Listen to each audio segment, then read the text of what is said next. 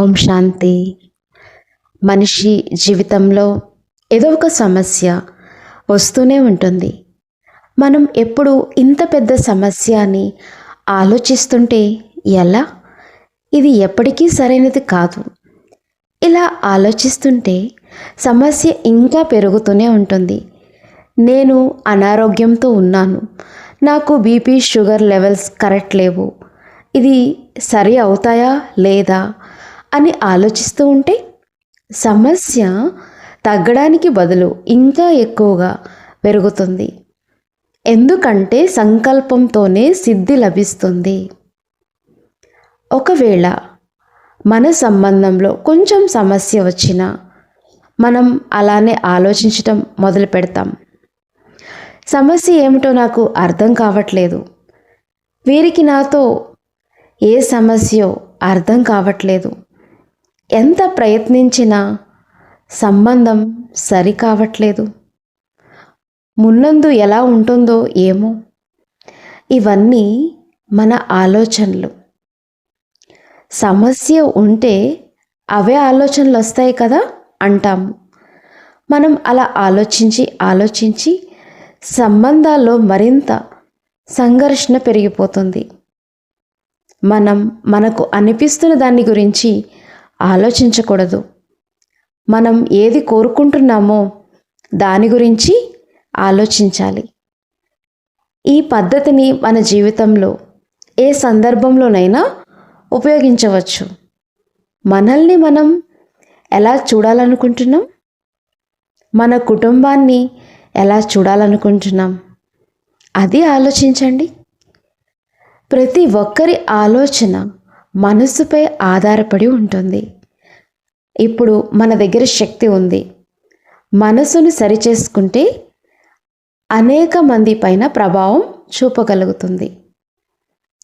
ఈ సమయంలో మనం ఆరోగ్యంగా ఉండాలనుకుంటున్నాం, కానీ మనమేమో ఆలోచిస్తున్నాం, ఈ అనారోగ్యం నాకు రాకూడదు, నేను ఏ వస్తువు ముట్టుకున్నా ఏం చేసినా ఈ అనారోగ్యం నాకు వస్తుందేమో అని ఆలోచిస్తున్నాం.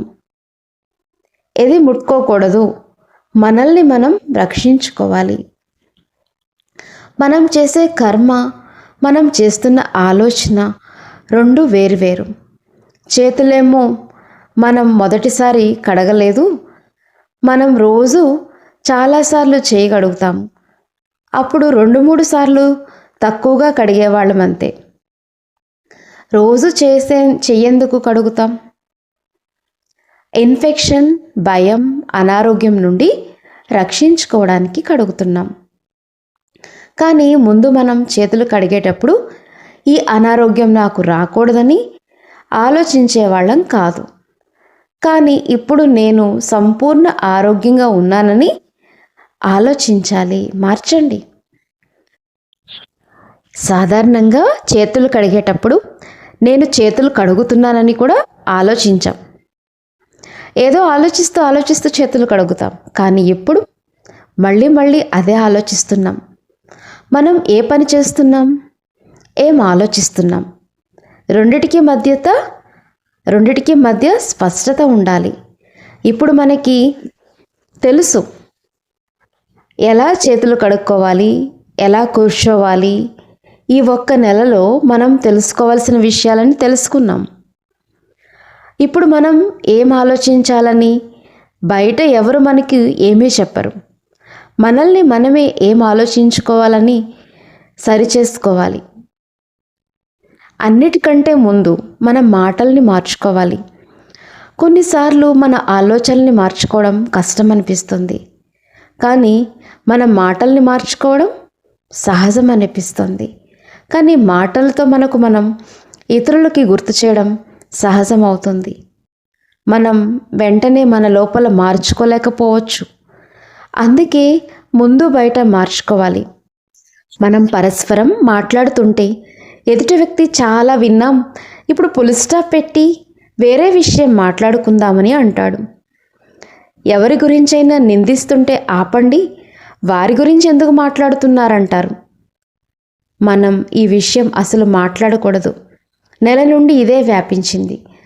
ఇంతమంది అనారోగ్యంతో ఉన్నారు, ఇంకా ఇంతమంది అనారోగ్య పాలవుతారు. కొంతమంది ఇదే లెక్కలు పెడుతుంటారు. ఇది ప్రభుత్వ అధికారుల పని. మన మాటల్లో, మనసులో మార్పు రావాలి. అప్పుడే అది తగ్గుతుంది. ప్రపంచమంతా కలిసి ఇది సమాప్తమైపోవాలని ఆలోచించాలి. ఓం శాంతి.